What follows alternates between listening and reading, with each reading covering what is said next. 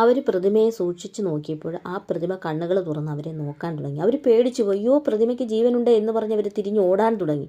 അവർ മുന്നോട്ട് ഓടുകയാണ്. ആ ക്ഷേത്രത്തിന് വെളിയിലേക്ക് അവർ ഓടി ഇറങ്ങി.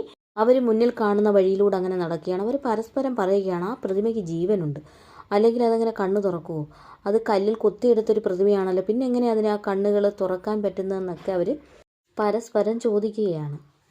നേരെ വിരുട്ടിയല്ലോ, ഇനി നമ്മൾ എന്തോ ചെയ്യും, എങ്ങോട്ട് പോകും, എനിക്കിനി നടക്കാൻ വയ്യ എന്ന് പറഞ്ഞ് ഒരു പെൺകുട്ടി അവിടെ ഇരുന്നു. കുഴപ്പമില്ല, നീ വാ, നമുക്ക് മുന്നോട്ട് പോകാം. അപ്പോഴാണ് അവർ അകലെ ഒരു വീട് കണ്ടത്. അവർക്ക് സന്തോഷമായി. അവർ സന്തോഷത്തോടെ ആ വീട്ടിനടുത്തേക്ക് ചെല്ലുകയാണ്. കണ്ടോ, പുകയൊക്കെ വരുന്നുണ്ടല്ലോ എന്ന് അവർ പറയുന്നുണ്ട്.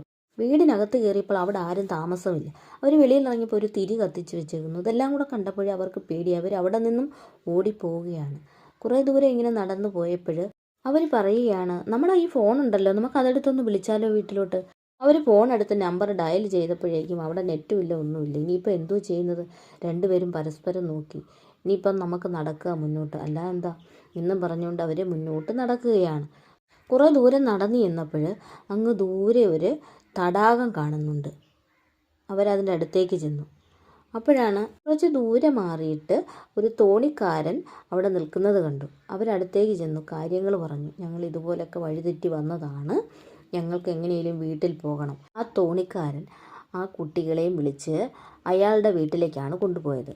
എന്തായാലും നേരം വെളുക്കട്ടെ, അപ്പം നിങ്ങൾക്ക് ഞാൻ ആ തോണിയിൽ തന്നെ നിങ്ങളെ അക്കരയ്ക്ക് കടത്തിവിടാം, അവിടെ ഒരു ഗ്രാമമൊക്കെ ഉണ്ട് എന്നൊക്കെ പറഞ്ഞു കൊടുക്കുന്നു. ഇവിടെ ആൾതാമസം തീരെ ഇല്ല കേട്ടോ, ഞങ്ങൾ ഒന്നോ രണ്ടോ വീട്ടുകാർ മാത്രമേ ഇവിടെ ഉള്ളൂ. ഞങ്ങളും സാധനങ്ങളൊക്കെ വാങ്ങാൻ പോകുന്നത് ആ ഒരു ഗ്രാമത്തിലേക്കാണെന്നൊക്കെ പറയുന്നുണ്ട്.